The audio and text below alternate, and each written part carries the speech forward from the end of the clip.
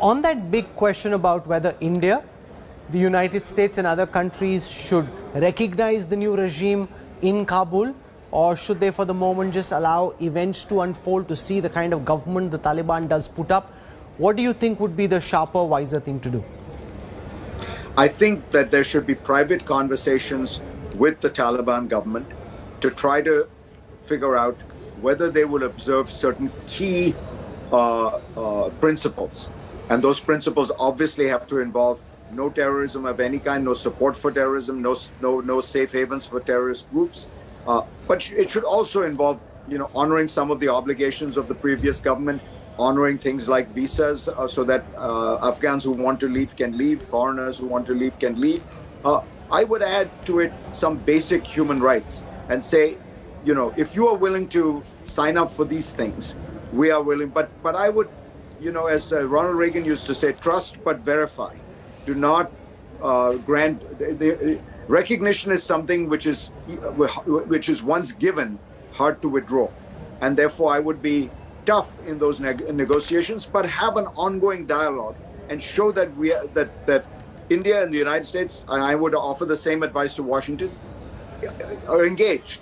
They are happy to talk to these people. I think this is going to be a different Taliban regime than the previous one, not so much because the Taliban has changed, Rahul, but because the world has changed, because Afghanistan has changed. Give you one simple example. When the Taliban were last in power in Afghanistan, not one person in Afghanistan had a cell phone, or maybe, under 1%.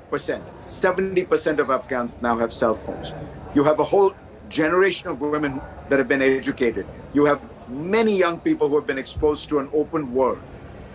It's not going to be that easy to put that all back into a bottle. But there are many who would say that is Fareed Zakaria being too compassionate towards the Taliban when he says that this is a more moderate Taliban 2.0, because the reality, and we saw some of that on the streets of Kabul, is women being beaten up, men and women being segregated at Kabul University. So a lot of what we saw during Taliban 1.0, especially the word now coming out of Kabul where it seems many members owing their allegiance to the Haqqani network are being given critical positions in the new scheme of things in Afghanistan, would suggest that the military boots on the ground still have their worldview rooted in Taliban 1.0 and very different from what we've been seeing from the political faces of the Taliban who were in Doha. Who is the real Taliban? So just to be clear, I specifically said the Taliban has not changed. Afghanistan has changed. My point is not that the Taliban is in any way more moderate or better.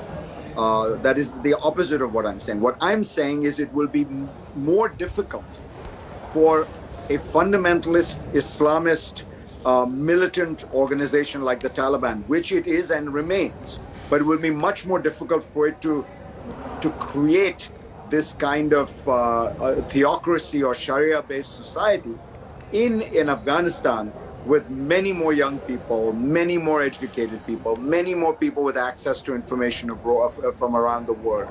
So that is where the tension comes in. And remember, the outside world has leverage. The Taliban does not have any way to pay government salaries. It does not have any way to import food. All those funds are frozen right now. It's about $10 billion of funds. It was going to need foreign aid. It is going to need... So all those areas provide the outside world with leverage. And by the way, I would keep in the back of our minds collectively the outside world that is wary of the Taliban. There is always the possibility that there are many Afghans who are very uncomfortable with this government. It would not take a lot to fund an insurgency against the Taliban. Now, it may or may not win. It would certainly bleed the Taliban. And the one thing we do know is that it is very hard to govern Afghanistan from a single centralized place, no matter who you are.